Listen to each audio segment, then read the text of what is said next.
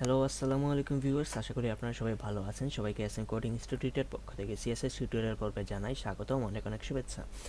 ধারাবাহিকভাবে এটি আমাদের সিএসএস এর 16তম পর্ব এবং আজকের পর্বে আমরা শিখব সিএসএস এর সাহায্যে কীভাবে টেবিলে স্টাইল করতে হয়। তো চলুন শুরু করা যাক আমাদের আজকের এই ভিডিওটি। তো আজকের টিউটোরিয়ালটির জন্য আমি দুইটা ফাইল তৈরি করে রাখছি এবং আমরা আজকে W3 স্কুল থেকে কিছু জিনিস নিয়ে আসবো। একটু টাইম সেভ করার জন্য আমি এই টেবিলটা নিয়ে আসি, ঠিক আছে। সো আমি এখানে আমাদের HTML এর মধ্যে এই জিনিসটাকে কন্ট্রোল ভি দিয়ে পেস্ট করলাম, ঠিক আছে।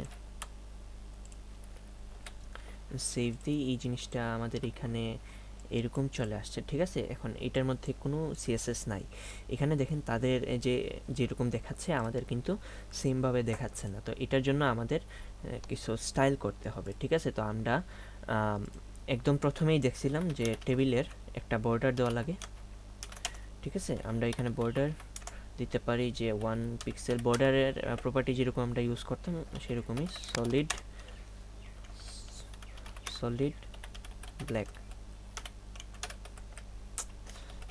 ব্ল্যাক। এখানে দেখেন সে কিন্তু চারপাশে একটা বর্ডার পেয়ে যাচ্ছে, ঠিক আছে। আমি এখানে একটু উইথ 100% ইউজ করি, উইথ 100%, তাহলে এই জিনিসটা একটু বড় হবে, অর্থাৎ 100% পেয়ে যাবে, ঠিক আছে। এখন দেখেন টেবিলের বর্ডার দেওয়ার সাথে সাথে কিন্তু চারপাশে একটা বর্ডার চলে আসছে। আপনারা যদি আমার HTML এর যে টেবিল টিউটোরিয়ালটা আছে সেটা যদি দেখেন তাহলে টেবিল সম্পর্কে আপনাদের একটা আইডিয়া থাকবে এবং টেবিল ট্যাগটা দিয়ে কতটুকু ধরে সেটাও আমি বলছি। এখন আপনি যদি সবগুলাতেই দেন এখানে কি আছে, TRTHTD, ঠিক আছে। আপনি এখানে TR দিলেন, TR এর মধ্যেও আপনি সেম, একটা মিনিট আমি এটা কপি করি, এখানে দিয়ে দিই টিআর এবং এখানে উইথটা বাদ দিই, ঠিক আছে। সরি,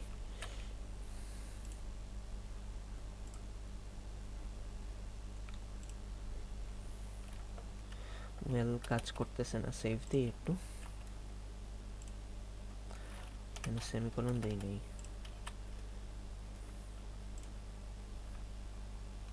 ওপস, সরি, এখানে আমি একটা জিনিস ভুল করছি, সেখানে হবে TH, ঠিক আছে। কারণ আমাদের টেবিলে যেহেতু আছে, রোতে না দিলে আমরা যদি এখানে দেই বা টেবিল হেডিংয়ে দেই বা টেবিল ডাটাতে দেই, তাহলে সে যেটা বর্ডার পাবে তার একটা রোর বর্ডার হিসাবে কাজ করবে, ঠিক আছে।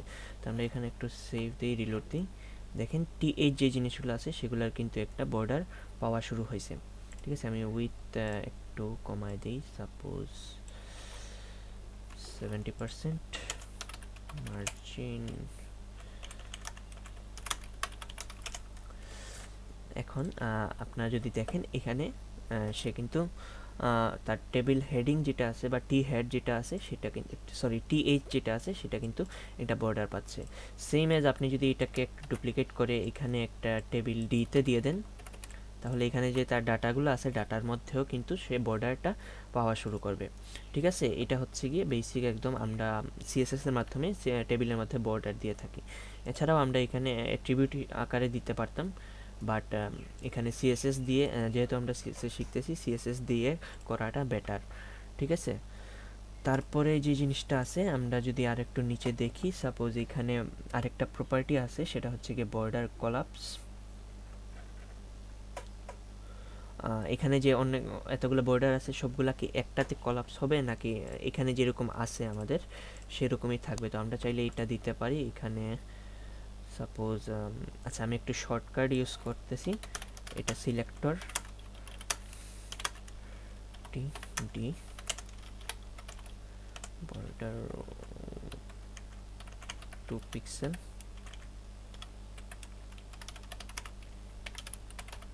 ঠিক আছে। এখানে একটা সিলেক্টরের একটা জিনিস আছে যেটা আমি নেক্সট ভিডিওতে, অন্য কোনো একটা ভিডিওতে দেখব। সো আমি এখানে একটু ফার্স্ট একটা জিনিস লিখে ফেলি, উইথ 80% মার্জিন।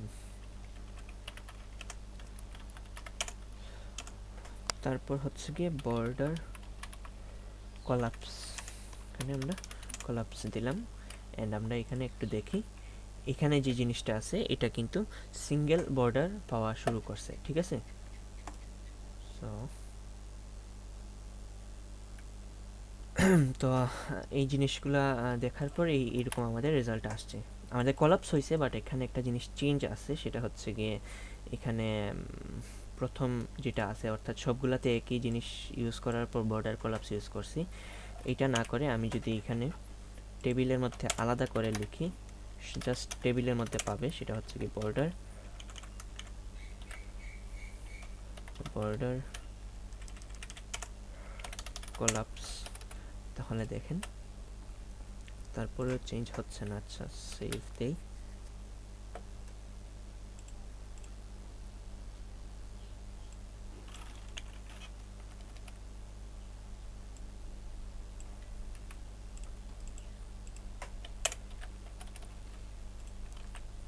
ইয়েস। তো আমি জাস্ট চাচ্ছিলাম যে টেবিলের যে উইডথটা আছে সেটা থাকবে, এবং মার্জিন অটো দেওয়ার কারণ হচ্ছে কি মিডিলে আনা।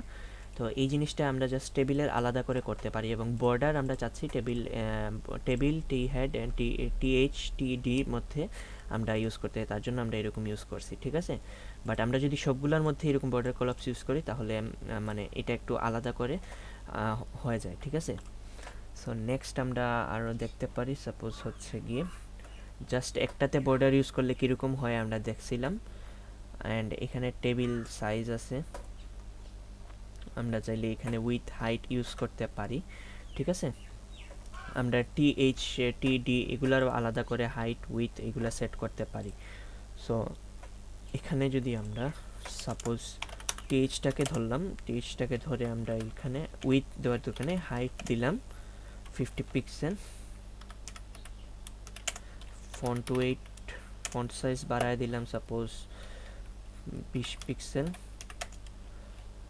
লাইন হাইটটা একটু দেই তাহলে মিডিলে আসবে। লাইন হাইট দিলাম 50 পিক্সেল, হাইট যতটুকু ছিল, তারপর ফন্ট ওয়েট 700, ঠিক আছে। তাহলে দেখেন এখানে টিএইচ এর মধ্যে একটা ডিফারেন্স চলে আসবে, ঠিক আছে। এটা বড় হয়ে গেছে, একটু বড়। আমি ফন্ট সাইজটা আর একটু বাড়াই দিই, সাপোজ 30 পিক্সেল, তাহলে দেখেন এটা কিন্তু চেঞ্জ হয়ে গেছে, ঠিক আছে। তো আমরা চাইলে আলাদা আলাদা করে ধরে টেবিলের মধ্যে স্টাইল করতে পারি, ঠিক আছে। অনেকগুলো প্রপার্টি আছে, আমরা এখান থেকে দেখতে পারি। টেবিল অ্যালাইনমেন্ট আছে, ঠিক আছে। এখানে আপনি সবগুলোকে যদি মিডিলে আনতে চান তাহলে এই যেহেতু আমরা এখানে সবগুলোকে একসাথে সিলেক্ট করছি, আমরা এখানে টেক্সট অ্যালাইন সেন্টার ইউজ করতে পারি, তাহলে দেখেন সবগুলো সেন্টারে চলে আসবে, ঠিক আছে। এইটা জাস্ট কিছুই না, এটা হচ্ছে কি এখানে আমরা যেরকম ভেঙে ভেঙে লিখতেছি, এখানে যদি আমরা অন্য কোনো সিএসএস প্রপার্টি লিখি, এইরকম লেখা এবং তিনটার মধ্যে যে যে কমন জিনিসটা আছে সেটাকে একই সাথে লেখার মানে জন্য আমরা এইটাকে এরকম সিলেক্ট করছি, ঠিক আছে। সো আর কি কি আছে, টেবিলের স্টাইল আছে একটা। টেবিলের স্টাইল যদি আমরা দেখি, টেবিলের মধ্যে আমরা বিভিন্ন স্টাইল ইউজ করতে পারি, সেটা হচ্ছে গিয়ে প্যাডিং,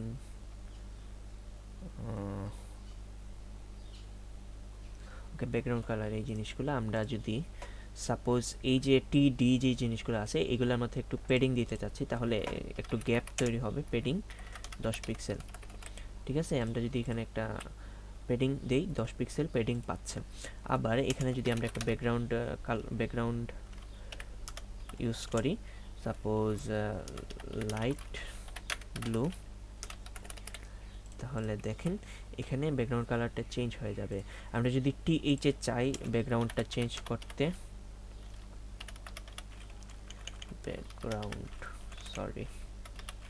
ব্যাকগ্রাউন্ড একুয়া, মানে সেমিকোলন দিতে হবে অবশ্যই, তাহলে দেখেন এটার কালার কিন্তু চেঞ্জ হয়ে গেছে।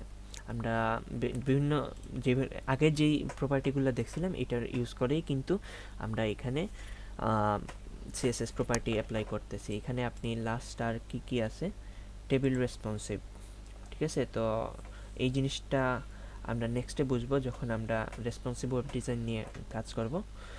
সো এতটুকুই আসলে মেইনলি বুঝার আছে যে জিনিসগুলো টেবিলের মধ্যে যেই জিনিসগুলো আছে, এখন আপনার টেবিলে যদি অন্য কিছু থাকে তখন সেটাকে এইভাবে ধরে স্টাইল করতে হবে, ঠিক আছে।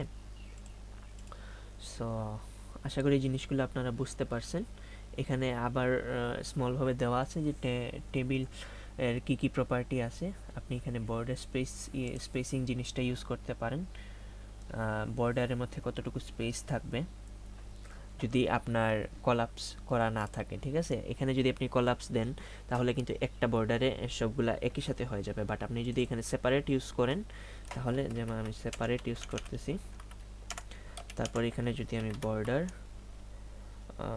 বর্ডার স্পেসিং এটা ইউজ করি সাপোজ 10 পিক্সেল, তাহলে এখানে দেখেন প্রতিটা বর্ডারের মধ্যে কিন্তু 10 পিক্সেল করে স্পেস নিয়ে নিচ্ছে, ঠিক আছে। সো আশা করি জিনিসগুলো বুঝতে পারছেন।